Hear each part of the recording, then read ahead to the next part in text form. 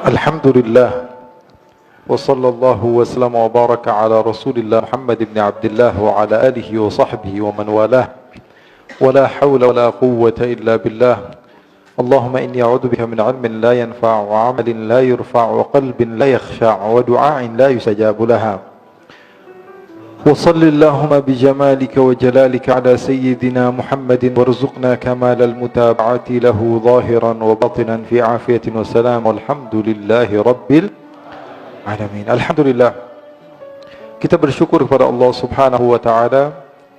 Pada malam hari ini Allah Subhanahu wa taala mengumpulkan kita di tempat yang mulia, di masjidnya Allah Subhanahu wa taala.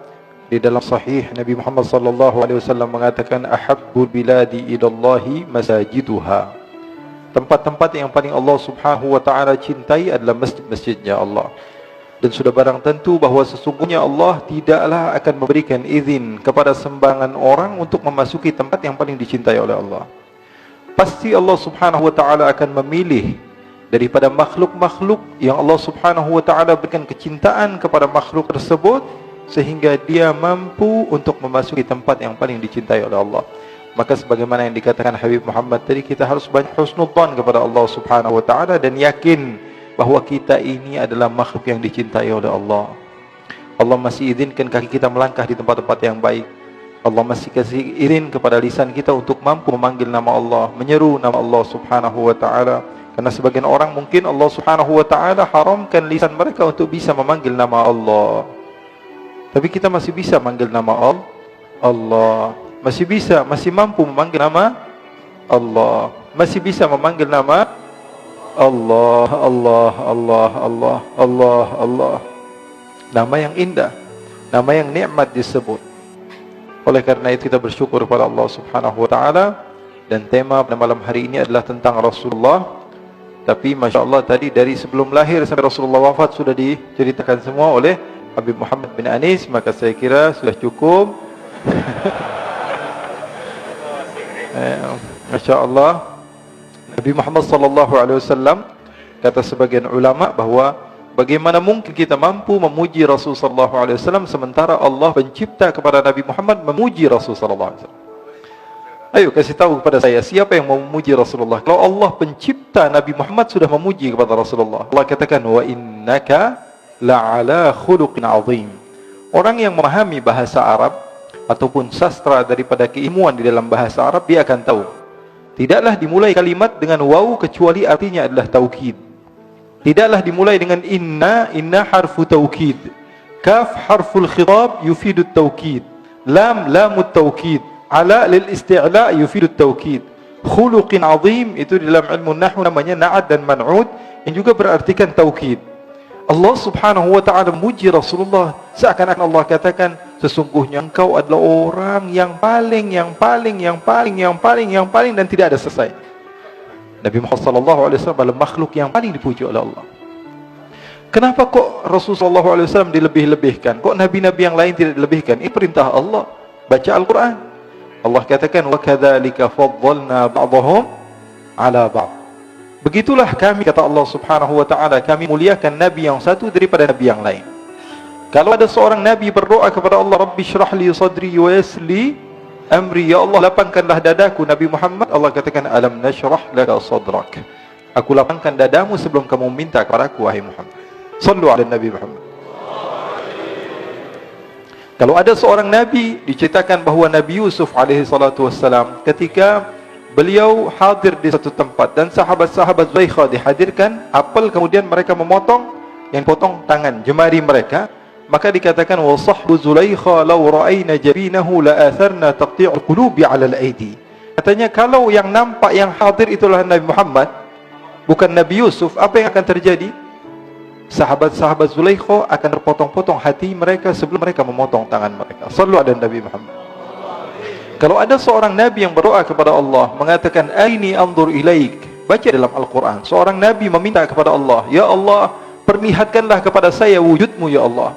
Arini anzur ilaik, apa jawaban Allah? Lan tarani walakin anzur ilal jabali fa in istaqarra makanahu fasawfa tarani. Allah Subhanahu wa taala katakan, tidak wahai Musa, kamu tidak akan pernah mampu melihat kepadaku. Tapi seorang nabi yang Allah Subhanahu wa taala mi'rajkan, Allah jumpakan dengan Allah Subhanahu wa taala, dia masih belum yakin. Apa benar saya tadi melihat Allah? Kalau Musa saja nabi yang agung, nabi yang hebat, nabi yang mulia tidak mampu melihat kepada Allah, apakah saya mampu melihat kepada Allah? Allah turunkan ayat Al-Quran. Allah katakan kepada Nabi Muhammad sallallahu alaihi wasallam, "Ma kadzabal fuadu ma ra'a."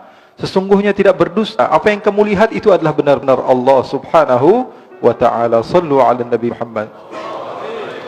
Dikatakan oleh ulama, "Wala in qabalta lafdhata lan tarani bima kadzabal fuadu fahimta ma'na." Kalau kamu mau membandingkan ada dua ayat, ayat lan tarani dengan ayat ma kadzabal fuadu ma ra'a, maka cukup bagi kamu mengetahui derajat Nabi Muhammad sallallahu alaihi wasallam begitu tinggi. Beliau Habib Muhammad tadi menceritakan kepada kita bahwa kita ini mulia menjadi umat Rasul sallallahu alaihi wasallam. Betul atau tidak? Kemuliaan ini kita tidak akan pernah tahu kecuali kalau kita membaca. Dan kita tidak pernah merasa kecuali ketika kita tahu. Terkadang sebagian orang dia tidak merasa dirinya mulia. Kenapa? Karena dia tidak tahu dia orang yang mulia.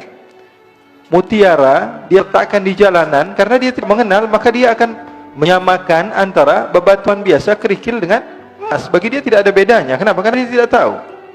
Dan kalau kamu mau membaca hadis-hadis Rasul sallallahu alaihi wasallam, kamu akan dapati bahwa umat-umat terdahulu berbeda dengan umat sekarang, umat Rasul sallallahu alaihi wasallam.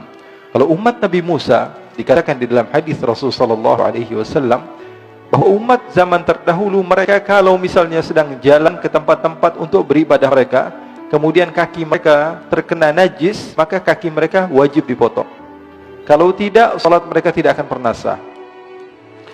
Kalau di baju mereka terdapat najis, maka baju mereka wajib dipotong. Baju tersebut sudah tidak boleh lagi digunakan. Tapi umat Rasul sallallahu alaihi wasallam hanya dibasuh saja.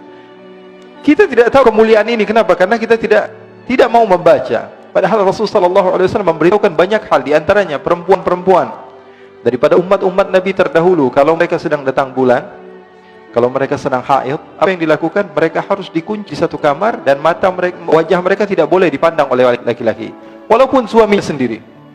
Tapi umat Rasul sallallahu alaihi wasallam, Rasulullah katakan, "Isna'u kulla syai'in illa nikah," kata Rasulullah. Lakukan segala sesuatu apapun yang kamu mau kecuali berhubungan suami istri. Jadi umat Rasul sallallahu alaihi wasallam begitu mulia, begitu hebat. Tapi terkadang kita tidak mengetahui kehebatan tersebut. Kenapa? Karena kurang tahunya kita di dalam kemuliaan tersebut. Oleh karena itu kemuliaan kita luar biasa. Oleh karena itu syukuri nikmat ini. Syukuri nikmat dengan keberadaan Rasul sallallahu alaihi wasallam. Bi akramir rusli kunna akramal umami. Karena Rasul sallallahu alaihi wasallam jadi mulia, maka kita jadi mulia juga. Kita ini umat siapa? Umat Nabi Muhammad. Kalau mudhaf ilaih misalnya. Baitul faqir. Bait artinya rumah. Al-faqir artinya orang miskin. Ketika rumah tersebut disandarkan kepada orang miskin, maka rumah tersebut menjadi hina. Tapi kalau baitul ghani, rumah juga, tapi disandarkan kepada orang kaya, maka rumah tersebut menjadi mulia. Umat terdahulu dan umat Nabi Muhammad sallallahu alaihi wasallam. Kenapa umat Nabi Muhammad sallallahu alaihi wasallam menjadi mulia? Karena bersanding kepada Nabi besar Muhammad sallallahu alaihi wasallam. Kita sering baca Quran. Setelah kita baca Quran, kita cium Al-Quran. Yang kita cium apa? Kulitnya, jilidnya, betul tidak? Sampulnya. Coba kasih tahu pada saya, ada atau tidak ulama yang mengatakan sampul Al-Quran termasuk dari Al-Quran? Cari ulama manapun, mereka tidak akan mengatakan bahwa sampul Al-Quran termasuk daripada Al-Quran. Al-Quran itu ya dari pertama tadi, Bismillahirrahmanirrahim sampai Qul a'udzu birabbin nas. Sampul Al-Quran termasuk Quran atau bukan? Bukan termasuk Al-Quran. Tapi kenapa kok kita setelah membaca Al-Quran, kita tutup, kita cium sampul Al-Quran? Kenapa? Karena dia mulia, karena dekat dengan hal yang mulia. Sallu ala Nabi Muhammad. Oleh karena itu ikhwani, akhwati, dimanapun kalian berada, yang menonton juga ini di alam nyata dan di alam gaib, jadi kita tidak akan pernah tahu kemuliaan kita kecuali setelah kita mengenal siapa diri kita. Oleh karena itu kita syukuri nikmat ini, dan insyaallah Allah Subhanahu wa taala berikan kepada kita keistiqomahan di dalam berjuang di jalan Allah Subhanahu wa taala. Allah Subhanahu wa taala janjikan kepada kita bahwa kita pasti akan mendapatkan kemuliaan. Allah katakan, "Innamal izzatu lillahi wa li rasulihi wa lil mu'minin." Kemuliaan itu milik Allah, milik Rasulnya dan milik mukmin. Memang betul Allah janjikan nanti kita akan menjadi makhluk Allah Subhanahu wa taala yang paling berjaya. Tapi pertanyaannya, apakah kita ikut andil dalam kejayaan Islam? Islam pasti akan dimuliakan oleh Allah, pasti. Tapi pertanyaannya, apakah kita ikut andil dalam kemuliaan Islam atau tidak? Oleh karena itu kita meminta kepada Allah Subhanahu wa taala supaya kita menjadi orang yang istiqamah dengan berkat Nabi besar Muhammad sallallahu alaihi wasallam. Ikhwani, segala sesuatu kalau berhubungan dengan Rasulullah maka akan menjadi mulia. Apapun itu. Bahkan maaf kalau kita baca sejarah Rasul sallallahu alaihi wasallam, ada sebagian orang yang hijrah dari tempat yang jauh. Contohnya daripada Habasyah, ada seorang yang bernama Bilal. Sampai sekarang namanya disebut di mana-mana. Semua orang mengenal beliau. Lebih hebat daripada siapapun di dunia ini. Sebagian orang mungkin terkenal 10 tahun, 20 tahun, 30 tahun, hilang ceritanya. Sehebat-hebatnya orang tersebut di masanya. Tapi Bilal bin Rabah, orang kampung, orang pelosok, orang pedalaman. Akan tapi beliau masih dikenal karena apa? Karena menjadi sahabat Rasul sallallahu alaihi wasallam. Nabi Muhammad sallallahu alaihi wasallam apapun saja yang berhubungan dengan Rasul sallallahu alaihi wasallam akan menjadi mulia. Bahkan Allah Subhanahu wa taala ketika berbicara yang dibahas tentang Rasulullah, Allah Subhanahu wa taala bedakan cara berbicara Allah Subhanahu wa taala kepada Rasulullah, mengajarkan kepada kita bahwa Nabi Muhammad adalah makhluk yang paling mulia. Allah katakan kalau memanggil Nabi Musa ya Musa, memanggil Nabi Isa ya Isa, memanggil Nabi Nuh ya Nuh, memanggil Nabi Ibrahim ya Ibrahim, memanggil Nabi Adam ya Adam uskun anta wa zawjukal jannata, memanggil Nabi Isa ya Isa inni mutawaffika wa rafi'uka ilai, memanggil Nabi Muhammad apakah ada kalimat ya Muhammad di dalam Al-Quran? Coba beritahukan kepada saya. Coba sekarang buka Al-Quran, cari satu saja kalimat Allah memanggil nama Nabi Muhammad dengan nama ya Muhammad. Ada atau tidak? Tidak. Semua dengan laqab ya ayyuhan nabiyyu, ya ayyuhar rasulu, ya ayyuhal muzammil, ya ayyuhal mudaththir. Allah Subhanahu wa taala panggil nama Nabi besar Muhammad sallallahu alaihi wasallam dengan nama-nama yang agung. Bahkan Allah Subhanahu wa taala letakkan kalimat-kalimat seperti taukid tadi. Ketika Rasul sallallahu alaihi wasallam ingin dipindahkan kiblat yang dari Baitul Maqdis menuju Makkah, menuju Ka'bah, Allah Subhanahu wa taala kabulkan kepada Rasulullah sebelum Rasulullah meminta. Allah katakan, "Qad nara taqalluba wajhika fis samai, fala nuwalliyannaka qiblatan tardaha." Fa lagi dimulai, lam taukid lagi, nun nuwalliyannaka taukid thaqilah lagi, kaf harful khitab lagi. Jadi artinya apa? Allah Subhanahu wa taala mengistimewakan Rasul sallallahu alaihi wasallam. Kenapa? Karena Allah Subhanahu wa taala pilih Nabi Muhammad sebagai uswah. Allah katakan Nabi Muhammad adalah apa? Uswah. Kalau di dalam bahasa Arab sebenarnya orang yang diikuti itu qudwah. Qudwah itu apa? Orang yang diikuti. Contohnya dalam fiqih mungkin kita baca syurutul qudwah. Tapi Allah Subhanahu wa taala sebutkan Nabi Muhammad uswah. Contoh di dalam segala hal. Dalam urusan duniawi, urusan ukhrawi. Nabi yang berjumpa dengan Allah, Mi'raj, berjumpa dengan Allah. Kalau kita masuk ke istana negara atau masuk ke tempat yang mulia, menurut kita pulang-pulangnya udah belagu. Kita sudah update, kita sudah kasih tahu semua orang. Ini berjumpa dengan Allah Subhanahu wa taala. Pulang ke rumahnya ngelihat ada kucing dikasih minuman, gelas yang sama Rasulullah minum dari kucing tersebut. Sallu ala Nabi Muhammad. Yang berjumpa dengan Allah Subhanahu wa taala turun ke bumi, istrinya enggak bisa naik untanya karena agak sedikit tidak tinggi, istrinya yang bernama Sofia. Rasulullah sallallahu alaihi wasallam letakkan kakinya untuk dinaiki istrinya. Bahkan dalam riwayat punggung Rasulullah sallallahu alaihi wasallam dijadikan injakan untuk istrinya. Sallu ala Nabi Muhammad. Bahkan Rasulullah sallallahu alaihi wasallam tidak malu. Sayyidatuna Aisyah ditanya, Rasulullah ini apa sih bedanya? Kok kamu bisa ngobrol sama Rasulullah? Kalau kami ini katanya di luar ngelihat Rasul sallallahu alaihi wasallam itu takut. Orang kata Sayyidina Ali bin Abi Thalib yang berjumpa dengan Rasul sallallahu alaihi wasallam akan ahabah wa idza khalatahu ma'rifatan ahabbah. Orang kalau berjumpa dengan Rasulullah sekilas begitu gugup, gemetaran, enggak bisa ngomong. Bahkan katanya sebagian sahabat itu udah dicatat nih mau ngomong apa. Di depan Rasul sallallahu alaihi wasallam enggak bisa ngomong. Sampai seorang perempuan ketika ditanya kepada Rasulullah, "Alaki hajat? Kamu punya hajat kepada saya?" Dia mengatakan, enggak bisa ngomong.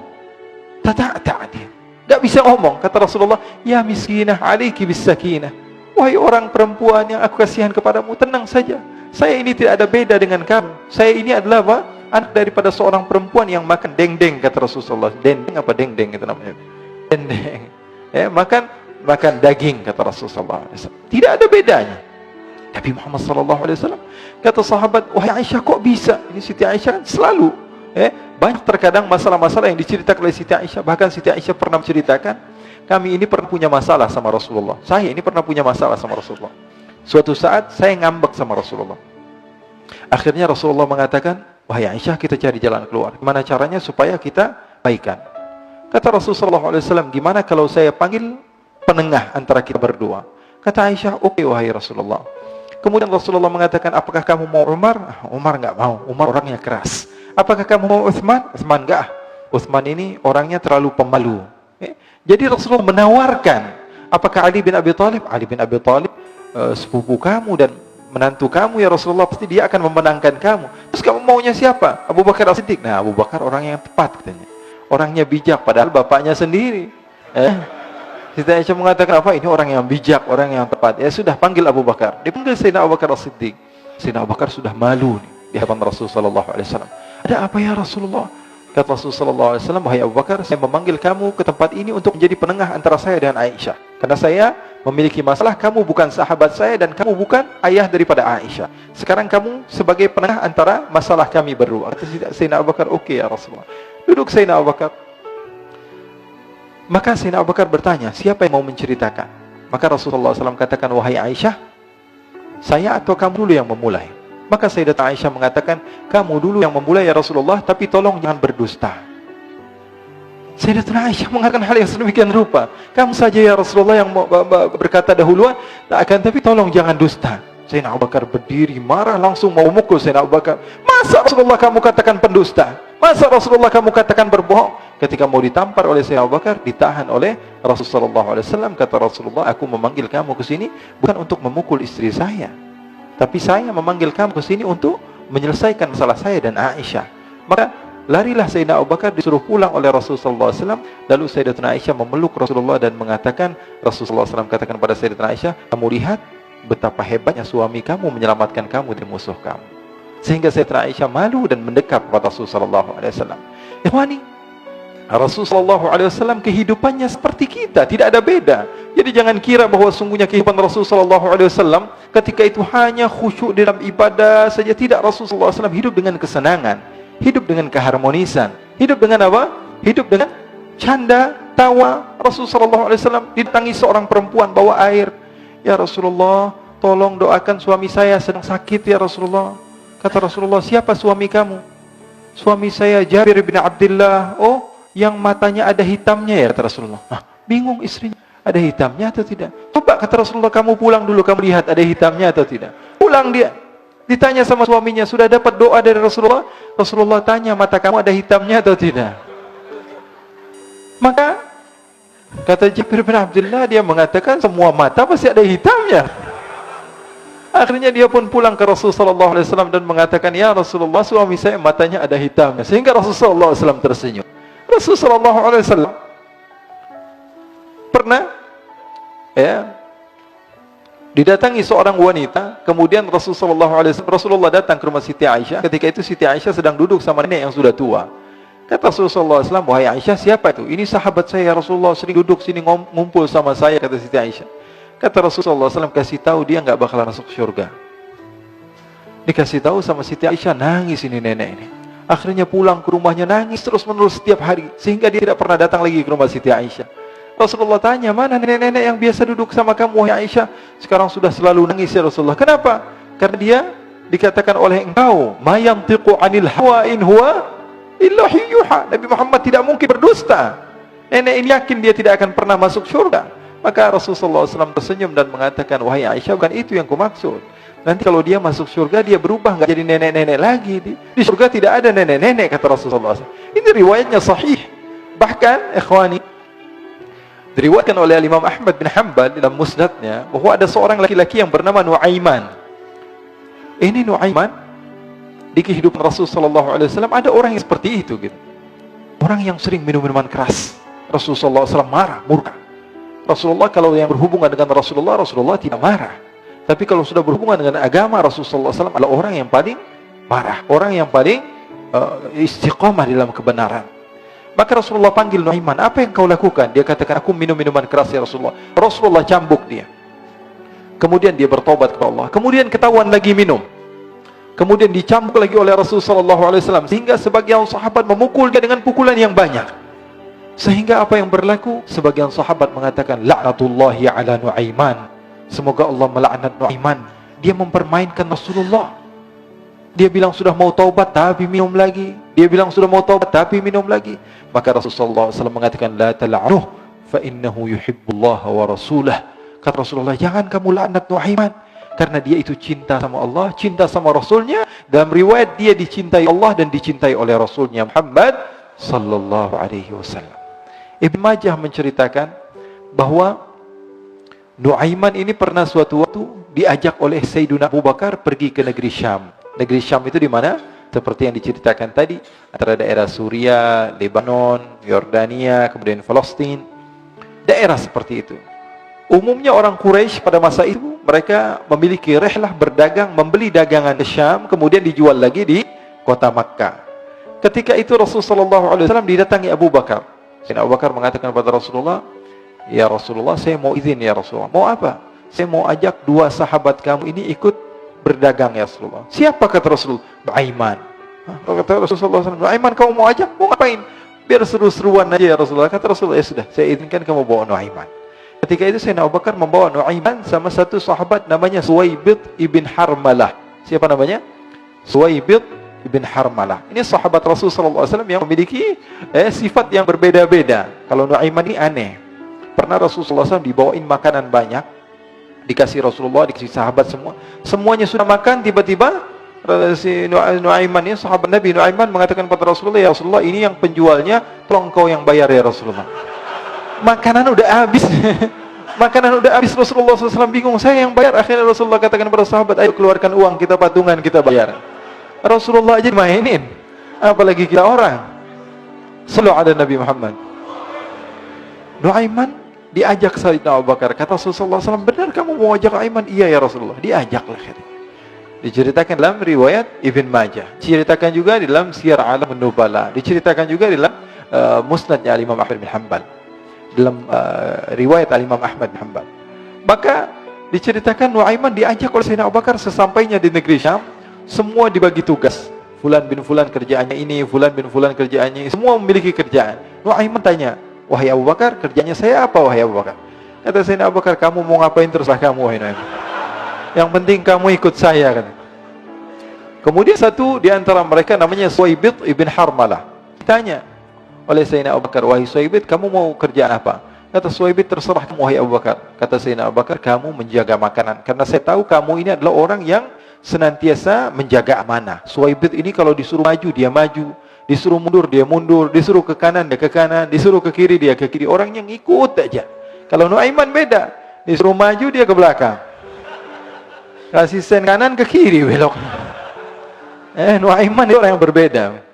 Maka Suwaibid mendapatkan tugas, semua mendapatkan tugas kecuali Nu'aiman. Sehingga ikhwani, apa yang berlaku, apa yang terjadi? Sayyidina Abu Bakar pergi, sibuk dengan kesibukannya, sehingga datanglah waktu siang. Nu'aiman sudah lapar. Nu'aiman cari makanan. Dia nggak punya uang, diajak Sayyidina Abu Bakar, tapi tidak diberikan uang. Sehingga dia cari-cari makanan, dia tahu Suwaibid yang jaga makanan, dikatakan, wahai Suwaibid, saya mau makan, berikan kepada saya satu roti saja. Yang terpenting apa? Saya makan sekarang, saya sudah lapar. Kata Suwaibid, ya Allah Nu'aiman, kita tunggu Abu Bakar saja sehingga dia datang, karena ini amanat. Amanat dari Abu Bakar, saya tidak boleh berikan pada siapapun kecuali atas izin Abu Bakar. Kata Nu'aiman, kasih saya makanan, kalau tidak saya bikin masalah sama kamu. Merah wajahnya Suwaibid, karena dia tahu, jangankan saya Rasulullah aja dimainin. Bingung. Apa yang harus saya lakukan? Akhirnya Nu'aiman bilang, gampangannya aja, kata Nu'aiman, kamu kasih saya makanan, atau kalau tidak saya bikin masalah sama kamu. Bingung Suwaibid, pikir panjang. Setelah itu dia katakan, ya sudah Nu'aiman, saya tetap mau jaga amanah Abu Bakar, karena saya takut ini adalah perintahnya Allah, perintahnya Rasulullah SAW, dan perintah daripada Abu Bakar sahabatnya Nabi. Kata Nu'aiman, kalau memang begitu kamu maunya, ya sudah, berarti kamu ngajakin berantem sama saya. Nu'aiman pergi ke pasar. Dia cari-cari tempat penjualan hamba sahaya. Dia lihat-lihat beberapa hamba sahaya. Ini berapa harganya? Ini katanya 10 qalanis.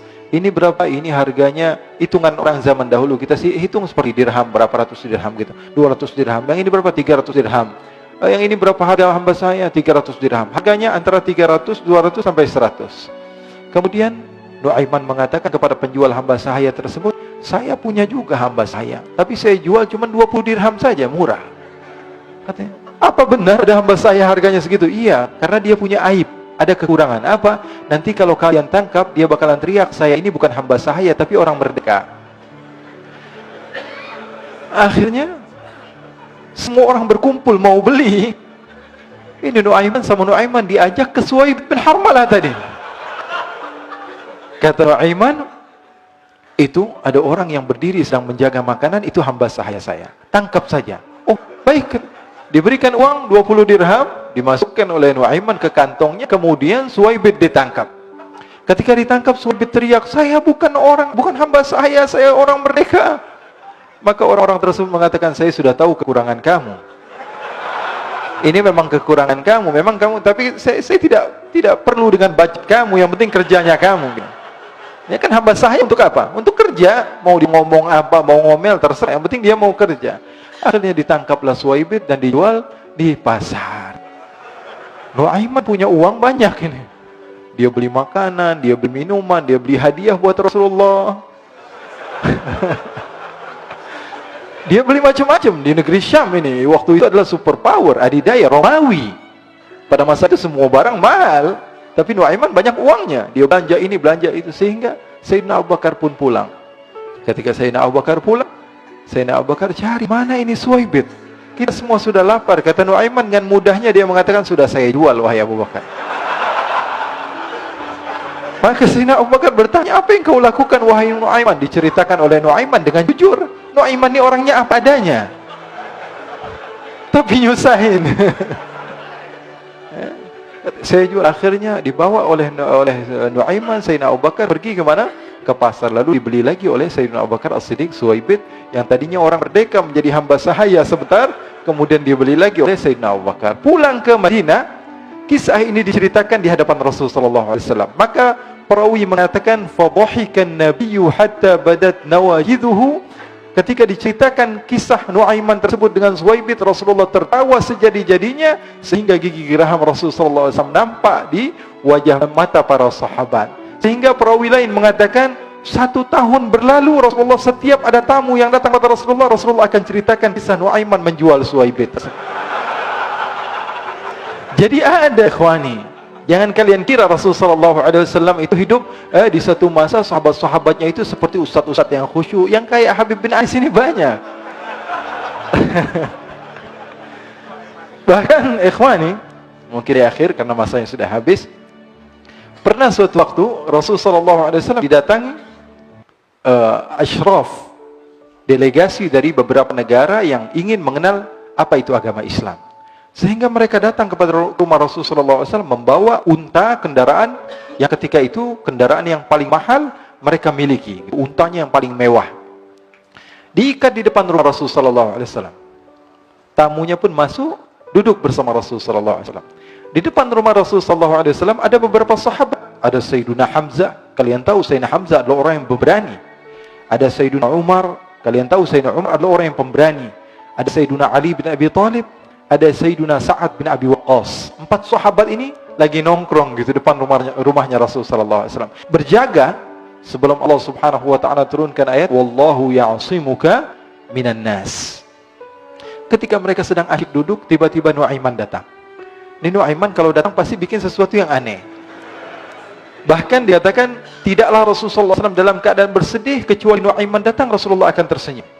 Jadi sebagian sahabat itu senang kalau sudah Nuaiman datang, pasti Rasulullah bahagia. Tapi ketika itu Nuaiman datang, ingin duduk bareng Sayyidina Hamzah. Sayyidina Hamzah katakan kepada Nuaiman, bercanda begitu. Nuaiman, kamu lihat unta orang datang dari luar Arab ini. Lihat, kata Nuaiman, ini besar banget ini, badannya besar gitu. Dagingnya pasti banyak. Iya ini kalau kita sate enak nih ntar malam. Kata Nuaiman. Kata Sayyidina Hamzah, apakah kamu berani? Kata Nuaiman, saya berani aja asal kalian gak bilang sama Rasulullah. Kata Sayyidina Hamzah, benar wahai Nuaiman, benar. Akhirnya Sayyidina Hamzah lupa masalah itu, cuma bercanda saja. Sayyidina Hamzah lagi asik sama Sayyidina Umar, Sayyidina Ali. Tiba-tiba apa? Ternyata ketika dia melihat unta tersebut sudah pisah antara kepala sama badannya. Nuaiman mengatakan, wahai Hamzah, ini unta saya sudah potong, saya mau pergi sebentar, kalau Rasulullah cari saya, tolong jangan beritahu di mana saya. Nanti kalau keadaan sudah aman, mari kita nyate bareng-bareng. Ini ada yang seperti itu di zaman Rasulullah SAW.